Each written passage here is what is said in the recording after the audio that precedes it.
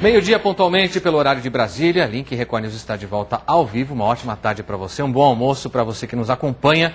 A gente fala agora sobre a questão da migração. A cada ano em todo o mundo, milhares de imigrantes morrem tentando cruzar fronteiras internacionais sem autorização. Em 2014, 2/3 das mortes aconteceram na região do Mediterrâneo, porta de entrada para a Europa aos que fogem de conflitos, perseguição e pobreza. A cada ano, em todo o mundo, milhares de imigrantes morrem tentando cruzar fronteiras internacionais sem autorização. Em 2014, 2/3 das mortes aconteceram na região do Mediterrâneo, porta de entrada para a Europa para os que fogem de conflitos, perseguição e pobreza, principalmente na África e no Oriente Médio.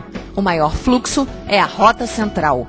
Buscando asilo, principalmente da Síria e da Eritreia, usam a Líbia para chegar à Itália ou Malta. Em média, 1.500 morrem tentando atravessar o Mediterrâneo em barcos de pesca sobrecarregados ou botes de borracha fretados pelos traficantes. Os que usam a Rota do Leste são principalmente da Síria. Atravessam a Turquia para chegar até a União Europeia via Grécia, sul da Bulgária ou Chipre. Vão então para o norte, pela Macedônia e Sérvia, passando pela Hungria para entrar nos países da Europa Ocidental. A Rota Oeste é utilizada principalmente por imigrantes do Magrebe ou da África subsaariana, tentando chegar à Espanha, França ou Itália. Alguns tentam embarcar clandestinamente em barcas. Outros tentam cruzar a fronteira terrestre com a Espanha pelos enclaves de Ceuta e Melilla. Quando detidos, correm o risco de prisão, deportação ou até mesmo de sofrer violência. Os que conseguem podem fazer um pedido de asilo.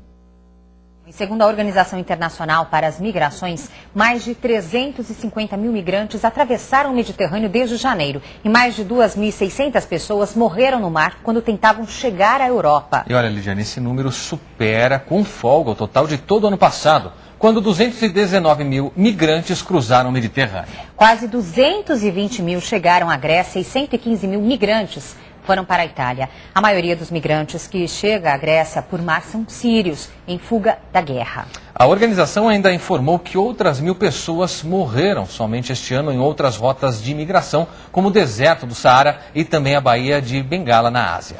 Hoje mesmo, a Hungria informou que cerca de 1.800 refugiados chegaram ao país nas últimas 24 horas, enquanto a Áustria registrou 3.650 pessoas de passagem a caminho da Alemanha. É verdade, a Alemanha prevê receber 800 mil pedidos de asilo em 2015, o que seria, para você ter uma ideia, para você que nos assiste, 4 vezes mais do que em 2014 e mais do que qualquer outro país da União Europeia.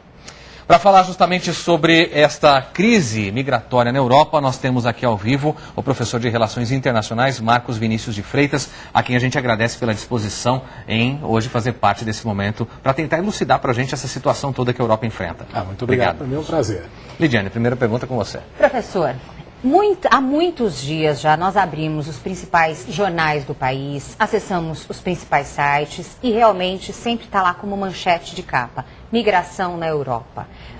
Um fato para quem está em casa, para entender melhor o que está acontecendo neste momento. O que acontece que as pessoas acabam arriscando a própria vida, atravessando o Mediterrâneo, pagam às vezes para traficantes essa travessia, enfim, por que está acontecendo tudo isso?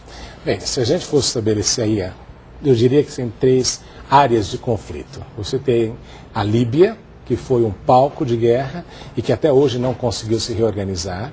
Você tem a Síria, com um problema ali enorme com relação ao Estado Islâmico, e você tem também aquele fluxo normal de pessoas que saem do norte da África em direção à Europa. Quando o Muammar Gaddafi era o ditador da Líbia, ele mais ou menos impedia essa entrada de populações do norte da África para a Europa.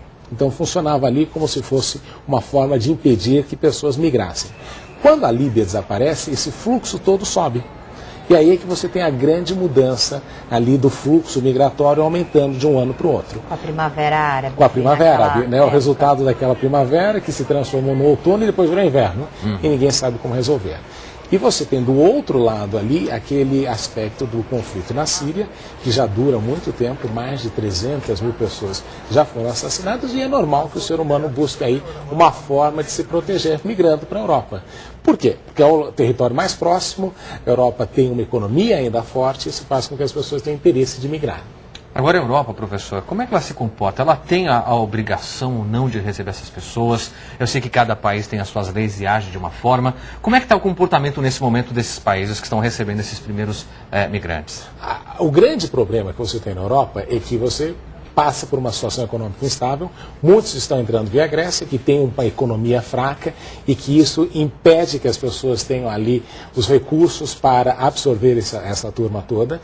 Você tem também o problema cultural, porque muitos desses imigrantes vêm de regiões onde existe um fundamentalismo religioso, são muçulmanos, e aí tem todo aquele problema de implicação de atentados que a gente viu no passado.